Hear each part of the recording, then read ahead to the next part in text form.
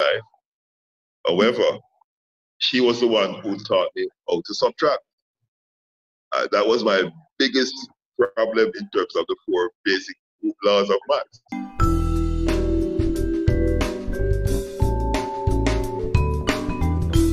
We have a very special guest with us today. His name is Fitzroy Fitz, the phenomenal, legendary math teacher of Ardenne. Many of you would have passed through his hands. I didn't have the good fortune of that in terms of sitting in one of his classes, but he has certainly helped many, many Ardenites over the years to step back in the science of mathematics and to become the persons they are today. And so we're very pleased to have with us Fitz.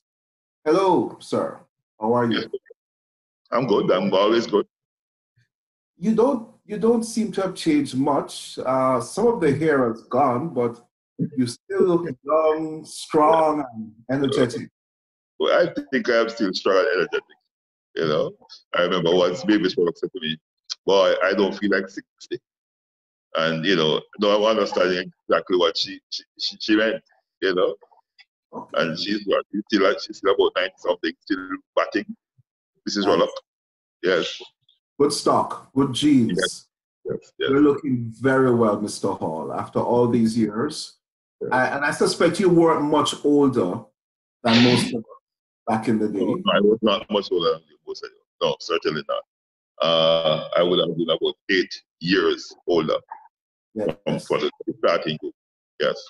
And I think that helped a lot with how you gelled with the students. And you had a very special relationship with your students. What accounted for that in your mind? Well, it might have been some amount of down-to-earthness, right? I basically gelled with them. One of the catalysts was that Horace Sinclair, well, let me not call that name yet, Horace Crowther was my first daughter's uncle. And of course, you know, I tried to work on him because of the reputation that he had. And of course, he was the first person, because he knew me as Fitzy. Didn't change that at all. He could not get into Mr. Hall. So everybody called me Fitzy. Now, yes. But even before then, when I got to Ardenne, I was given some basic classes. Because, you know, rookie around, we have to test him out. But walking one day, apart in a class, I saw some ADMA students struggling some trigonometry. And I stepped into the classroom. And then suddenly it started to explode. I was giving them the trig identities in a way that they never learned before. And you know, so eventually I got a little following. And it started to grow and grow and grow and grow. And then one day Jama called me and said, "Listen, we have to move here, you know. We're going to switch your classes." I didn't know why. I didn't know that I was being spoken about. I was just doing my little thing to help the students, right? And of course, I was always amongst the students, sitting in the by the zoo lab on the little pavement, right? Sitting down flat on that dirt, that concrete place with them, talking to them, you know. And probably now I realize that even giving them some amount of advice that I didn't realize I was doing at the time. So, you know, I basically gelled with the students a whole lot. So let me, before we get into Ardenne, many of us don't know what you did before. So what was your life before? Right. Okay. No, I would have come from, I've been to CAS then, now UTech in the 70s, doing a diploma in mechanical engineering. And of course, at that time, when you get out of the system, then of course you could not find an engineering job. A few people went into insurance, which I did. I got into insurance. But after going to KC, teaching metal work for a year, right? But while at CAS, as a student, I taught math at in the ACRM program. That's basically a student program, African Culture Renaissance Movement And a part of it was to help the students in Papine area going to school there to teach them O-level subjects, and I taught the math, right? So eventually I went to KC. And while at KC, I saw an advertisement at Excess and Number Street. So I went there and asked them for a math job. The principal was E.M. Claire Gale. Yes. After she left Ardenne. After she left Ardenne. So she gave me the job, and I taught for that year. And even going down to the summer, there were some young ladies from Namibia who came to Jamaica in a nursing program but did not have maths, and I was asked to also teach them mathematics, right? So at that point, I left and went into insurance. And after probably 2 years, I decided, listen, this insurance thing is not for me. So let me get back. And I saw an advertisement for Ardenne wanting maths teachers. My brother Renrick went to Ardenne, left there 79, and I would have even helped him in his O-level math program because he did well. And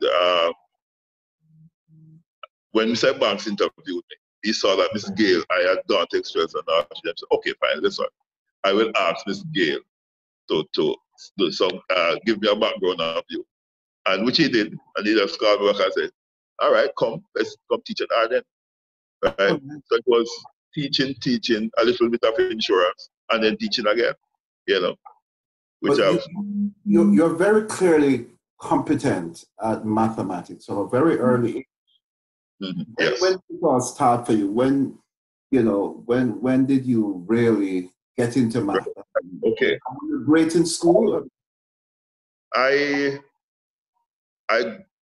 was probably born loving math, in that my grandfather on my mother's side was an engineer.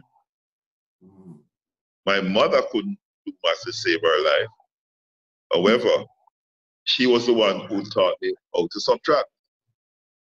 That was my biggest problem in terms of the 4 basic laws of maths. I could not subtract. And of course, one day she decided to take up the strap. And she just said, okay. And she just got up some stone and started to move the stone. And I said, oh, this is subtraction. Right? So I subtracted. My father, who went to school for only 3.5 years of his life, had 5 engineering trades. And the man was a math head. That's what I mean. Did not use a calculator to do long calculations, etc. So somehow it was inborn in me. I had that. So throughout primary school, I went to Penwood Secondary School. I went to stats. My first year of stats, there was a teacher from Canada who I don't think, looking back, understood our program. And he was teaching us geometry. The poor souls, because he didn't know everything what we were doing, he made up his own theorems. It was when I got my first exam, my scores going into exam were like in the 90s. His child died in Canada and he had to go back home. So when we got back to school, we had exams, and to my biggest astonishment, I got 18%. So the gentleman who was Jamaican called me, called the rest of the class because we all did poorly, and he said, "What is wrong?" I said, and when he looked at us, he said, "Oh, this is the problem." But I was not, that 18% would not give me to recover to get in my top maths classes. But of course, I had drive that I know maths and I want to. I was speaking to my teacher, said, I saw my friends in the class, in my regular class, completing the square. That was not in my class. I said, "Miss Bowie, tell me something. Why would I?" She said, "This is not for this class, Fitzroy." I said, "No, man, I have to get out of here." So I went on my own, paid for, and this was second form, third form by then, paid for London maths on my own, and did it, and passed it. No, we did AB maths, which was a little bit above the Cambridge London, because we did engineering, so we had to do calculus and regular maths. Yeah. So I was promoted from M6 to M2 because of that. Yes, so the perseverance and the love of the subject. Yes, which is the greatest language. That's a gift, though. Do you have a gift for mathematics, a brain wired a certain way for math? My father did a little maths. My grandfather, my mother's father was a math person. My mother could do maths to save her life. So probably some part of the wiring might have come together. Some part might have missed. Yes, but, so let's get back to Ardenne. Let's get back to Ardenne. So Mr. Bass gives you the job. You get a great recommendation from Ms. Yes. Right. And the Ardenne people are the line, eh? Yes. So you get into Ardenne. When was this? What year was this? 1981. 1981. Okay, yeah. That's right after the tumultuous elections, right? Yeah, right. So 1981, describe that first semester at Ardenne. Well, as I said before, I got into the class. I was given a first form along with Mrs. Walcott, and there's a brown teacher, I can't remember her name. She lived down by Agley Park Road, used to drive a little car.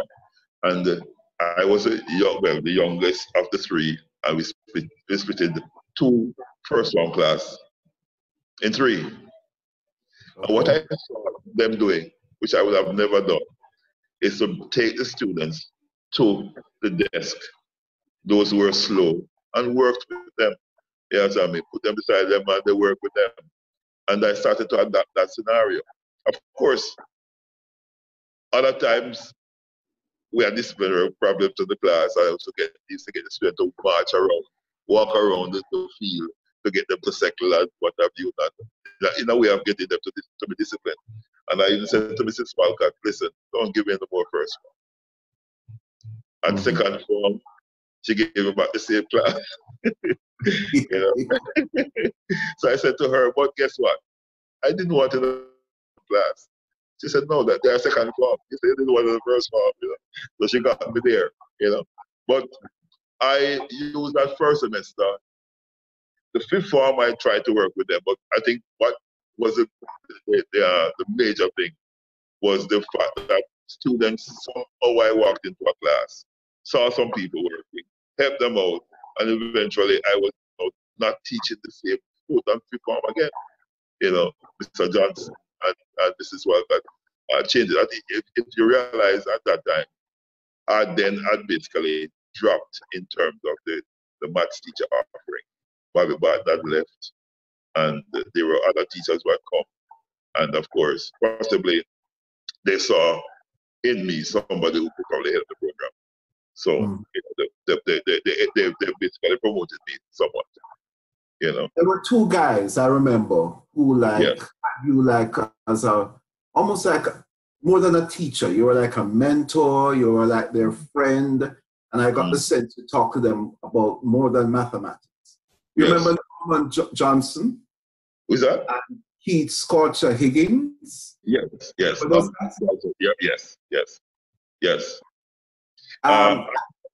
Yeah. Go ahead. No, I remember those relationships and how they spoke so fondly of you during their school life. Okay. And you know, I'm trying to track what was it that you sparked inside of youngsters. Well, it was probably the fact that I was accessible, and I basically spoke to them on their level. Because in that class it was Keith and Norman alone. Alak was there. And there were a number of other students. Michelle, Monica was in that class. Michelle, I can't remember her surname, but that's what was the and it was a very good class. No, coming to Ardenne, I would have dreamed of having that class. You understand me? Because and I didn't get them in the first year. I got them in the second year. Right. I got them second year. Yes. So you know that relationship that you built with them over the years, it felt like a big brother relationship. Yes, I would want to believe. So that was part of your back up before them, because in the year before, I started to eke out a good relationship with Horace Sinclair. Right. Tell us about the relationship with Horace. I have a picture here of Horace. Horace was head boy in the year that I was deputy head boy. Let me share his photograph. I have it right here. Are you seeing him? Yes, man, the great principal. I was the one who gave him that nickname. He wasn't normally in my class. He was from the other shift. Right. So himself and a few other, I remember a girl by the name of Paula, because they were doing admats and they were having issues. There was one, the teacher taught them physics, admats, and math, and they were having issues with the teacher. So he approached me and asked me if he could come to my class, having heard what I was doing with the other people. You know, so I said, come, and they all came. And he would basically come to class late. And I said, look here, look. So I called him. But there was this poise and there was this mature thing about him, which eventually we started to come together as, you know, as friends.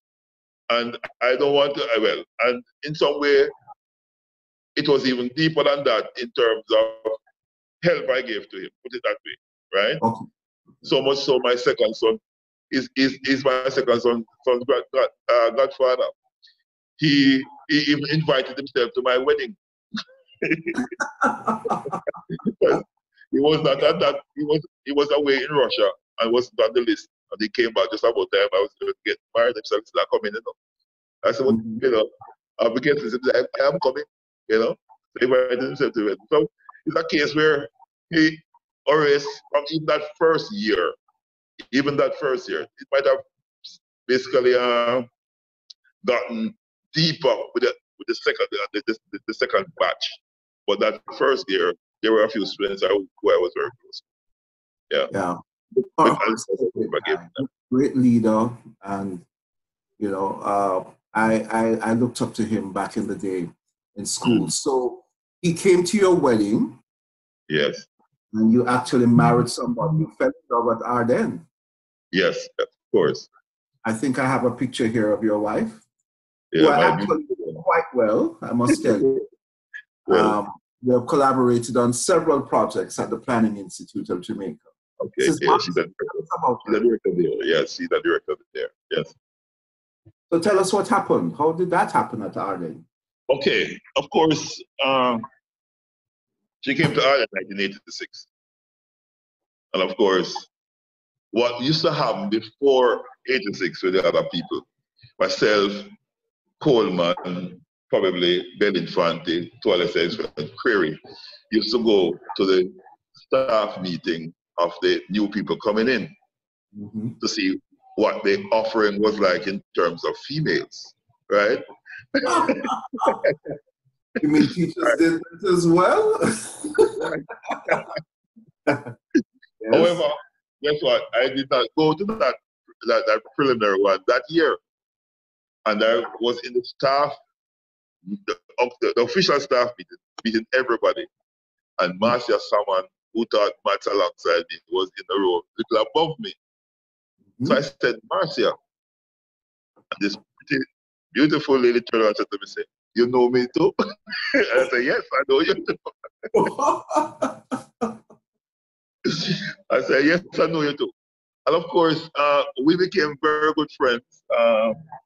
She used to, there was this juice that she used to make every single day. And she would come and share it with me. And I remember one day, you remember Rev? I remember Rev's surname. I taught his daughter Donna at school. And one day Rev was in the staff room because we had gotten close. And even before, and at the time, my friends, Jono, Coleman, everybody left Ardenne at that time. I was the only soldier in the group. So I started to go back to the staff room. And, you know, we gelled together. And I remember one day, Rev said to me, I was passing and I put my hand in her, you know, and clasped her as if we were getting by. I said, Rev, let's perform the ceremony right now, Rev. And Rev laughed. Yeah, Sammy. And it just went from there. 2 years after, 1988, on the 25th of June, we got married. And it's been great ever since. Well, it's soon 31 years of her tolerating somebody like me.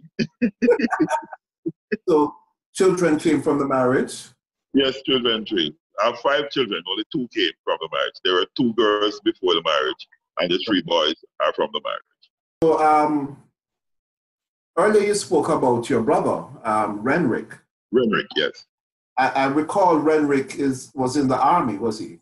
Yeah, he was a major. He left the army as a major in the army. Yes. Yes. Where is Renrick these days? He's an Ardennite. He's coming to Atlanta.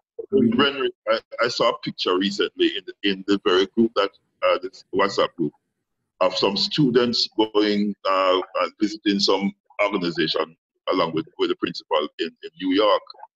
And he was one of them. He lives in New York. He's a combat engineer as well as a quantity surveyor. So he works in New York as in the engineering field. Yeah, that's Renrick. Nice. Yeah, Yes. that's Renrick. Yeah. He graduated in 1979. Yes, that's the year I came in school. I do remember. Okay. Renrick. Seen him. Yeah, man. Basically, he's double time my brother.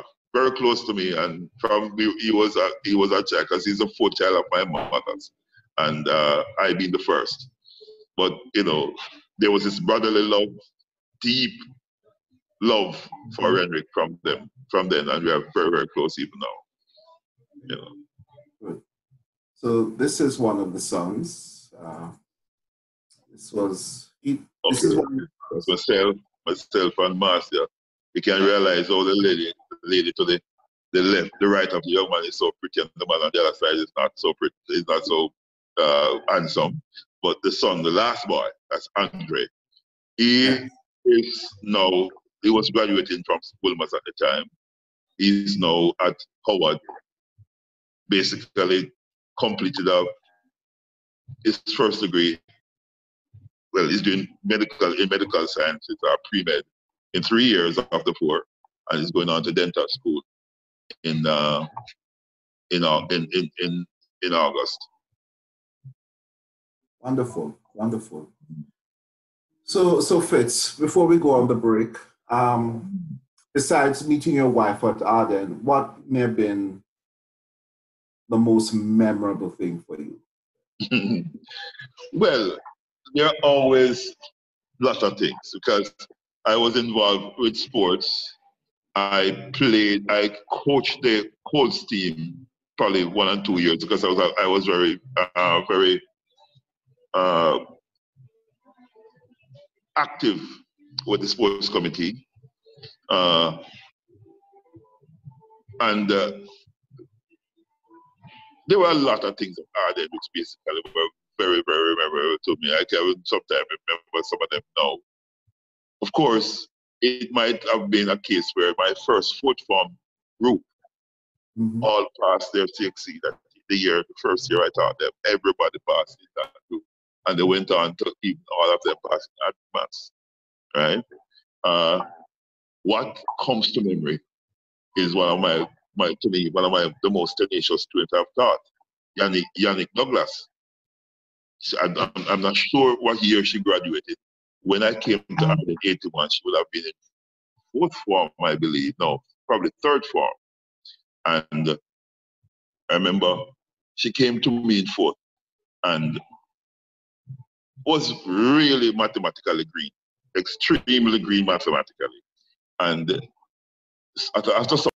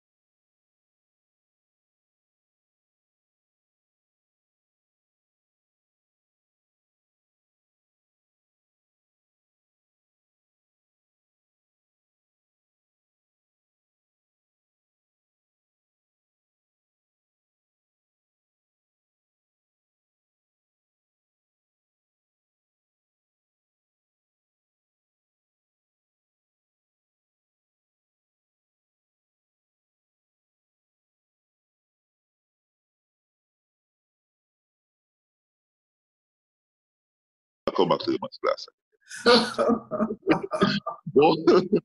Go somewhere, do whatever maths you want, and whatever, we meet in the advanced class. So that's what we have met them, because they were basically, they should have done maths from foot one. They should not be people on the math. You understand me? And of course, she got a grade 2 in her math. Excellent. You know, and that was that. And so you remember the bright ones, but of course, I had to recall that she really, you know, I was instrumental in her really making the strides in mathematics. I don't know where she is today, but I'm sure she'll have benefited from that. You know. So that's a great story that demonstrates your skills more than of being a teacher, but certainly a coach. And I think that's been the distinguishing quality. We're going to talk a little bit more about that, Fitz, after the break. Yes. And talk a little bit how you moved from Ardenne into the world of